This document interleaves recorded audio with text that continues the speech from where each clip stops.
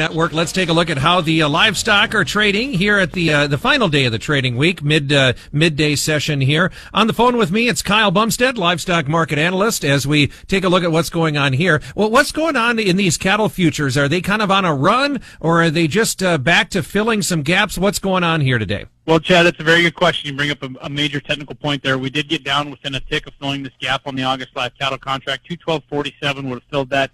We got down to 212.50 here, and we're back to 213.62, down 3.30 on the day. Now, we did open the gates this morning, and it was an open price high. Our high so far in this August live cattle contract has been 216.52. Our open was 216.50, happened that first second there. So we did see some sell pressure here. Obviously, folks are tying this to the economy right now with the S&P and the Dow and the whole Iran-Israel thing going on over there, but I can't really read much into that. I think most of this is just some profit taking, and it kind of feels like the wind was taken out of the sails of the bulls here with cash cattle this week. I'm not going to say that cash cattle are going to be lower next week. I'm going to go with a steady right now.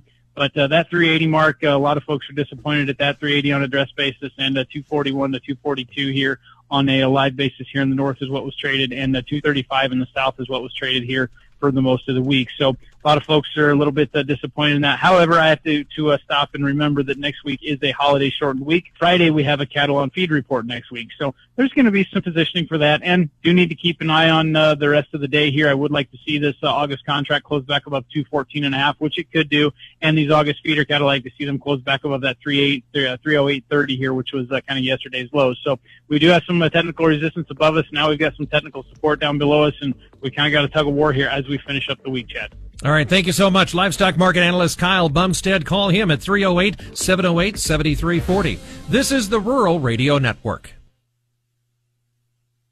If you're a veteran, our nation has created a wide range of benefits to thank you for your service. But it can be difficult to navigate the process of determining eligibility, filing claims, appealing decisions, and securing the benefits you've earned. Speak to your County Veteran Service Officer or the Nebraska Department of Veterans Affairs State Service Office to see what's available to you and your family. These services are 100% free. So visit veterans.nebraska.gov today. Sponsored by the Nebraska Department of Veterans Affairs, aired with the Nebraska Broadcasters Association and this station.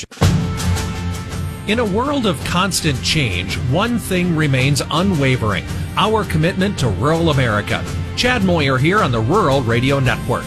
Our team stands firm in our dedication to the heartland, delivering essential news, market updates, and community stories that matter most to rural communities. We're here for you, today and every day, because we believe in the strength and the resilience of rural America.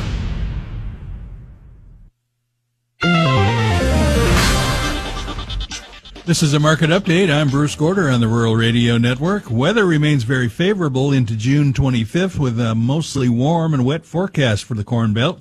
Expectations are that Monday's crop progress report is likely to show another 1 to 2 percentage point rise in good to excellent conditions for the corn crop. The recent rains has reduced in the area some of the drought in the corn areas to 18% from 21% the previous week.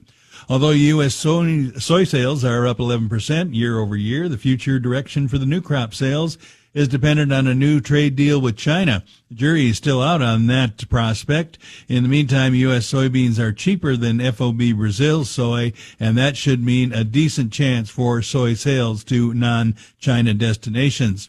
U.S. wheat export sales are 22% higher than a year ago.